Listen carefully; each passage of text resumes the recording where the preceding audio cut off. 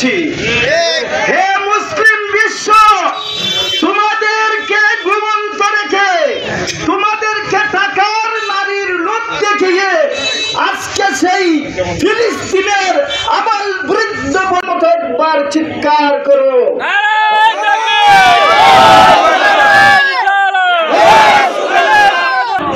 ইনশাআল্লাহ আমাদের বিজয় হবে।